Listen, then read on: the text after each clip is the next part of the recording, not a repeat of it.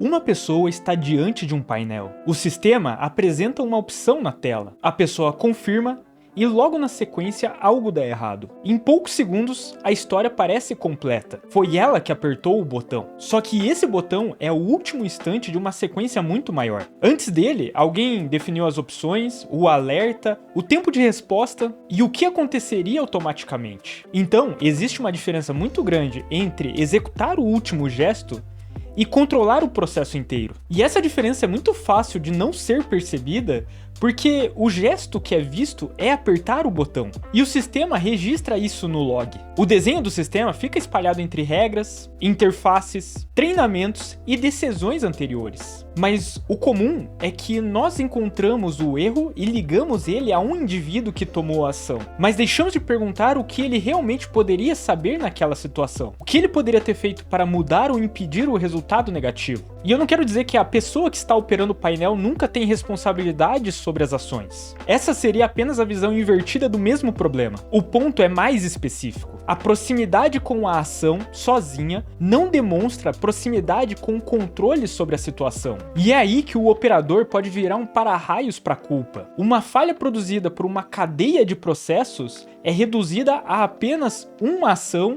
e uma pessoa. Para entender a diferença, vale trocar uma pergunta pela outra. Em vez de perguntar apenas quem fez, o certo seria perguntar quem poderia alterar o resultado. Talvez a pessoa pudesse escolher alterar o resultado, interromper o processo ou apenas confirmar uma decisão já tomada pelo sistema. São situações completamente diferentes, mesmo que o log do sistema mostre uma única ação. Também existe uma diferença muito grande entre ter uma tela de supervisão e ter supervisão efetiva. Avisos tardios, sinais demais ou pouco tempo para intervir podem transformar essa supervisão em algo puramente ilustrativo, mas também não basta alguém apenas afirmar que estava sem controle. É preciso analisar as alternativas que ela possuía naquele momento, a autoridade para recusar, o treinamento e o tempo disponível para tomar a decisão. A pergunta concreta é simples. Diante daquele alerta, a pessoa conseguiria entender o risco, interromper o processo e sustentar essa decisão perante a organização? Responsabilidade não desaparece quando a tecnologia entra no cenário. Ela muda de lugar e pode se dividir. O problema aparece quando a organização distribui o poder da tomada de decisão em uma direção e a culpa em outra. A máquina costuma entrar na conversa como objeto isolado. Ela falhou. A pessoa estava usando, logo, a pessoa deve explicar. Na prática, a decisão automatizada faz parte de um ambiente. Alguém escolheu o objetivo, os dados, os limites de segurança e o comportamento do sistema diante das incertezas. Também existe um ambiente de trabalho. A pessoa pode ter autoridade formal, mas pouco espaço para contrariar o sistema. Pode haver uma regra de pausa e uma meta de produção que torna essa pausa praticamente impossível. Pode existir um manual correto para situações previsíveis, mas nenhum procedimento para o caso raro de falha que apareceu na tela do sistema. Nada disso isolado prova que o usuário não tem responsabilidade sobre aquele resultado. Prova apenas que o gesto final não deve ser tratado como prova definitiva. Procurar um único culpado pode fechar a narrativa, mas uma falha pode vir de escolhas tomadas em momentos totalmente diferentes e por pessoas que nunca se encontraram. E quando a investigação olha apenas para o operador, a organização pode trocar uma pessoa, pedir mais atenção e ainda assim manter intacto o desenho que proporcionou aquele resultado de falha. É nesse ponto que entra o conceito de zona de amassamento moral. Madeleine Claire Ellis formulou esse termo em seu artigo sobre Moral Crumple Zones, publicado no ano de 2019.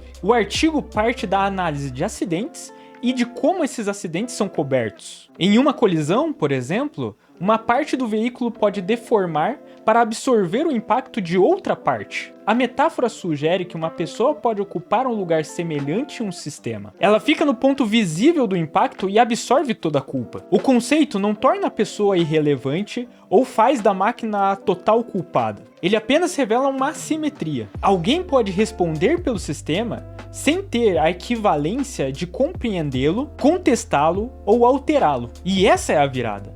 Talvez o erro não esteja apenas no último gesto. Talvez esteja no desenho de um trabalho que deixa alguém perto o suficiente para receber a culpa e longe demais do poder para evitar aquele resultado. O nome torna a cena menos individual. Aquela pessoa decide, executa ou apenas confirma uma decisão comprimida em outro lugar. A metáfora de Elish vem da zona deformável de um veículo. Essa origem deve ser preservada, mas uma segunda analogia pode te ajudar a entender melhor esse movimento da culpa. O para-raios. Um para-raios não cria tempestade e nem explica a descarga elétrica. Ele apenas oferece um caminho para uma força gerada em outro lugar. As decisões estavam distribuídas entre projeto, dados, regras, metas de operação. Quando ocorre uma falha, todas essas decisões podem convergir para apenas uma pessoa que estava à frente daquela decisão. O sistema inteiro ganha um rosto no momento de responder pelo erro. Se tudo funciona, o mérito parece ser bem distribuído. Quando algo falha, a culpa encontra um caminho curto. É nesse sentido que o operador pode se tornar o para-raios da culpa. E essa comparação tem uma limitação. Estar apenas no ponto de convergência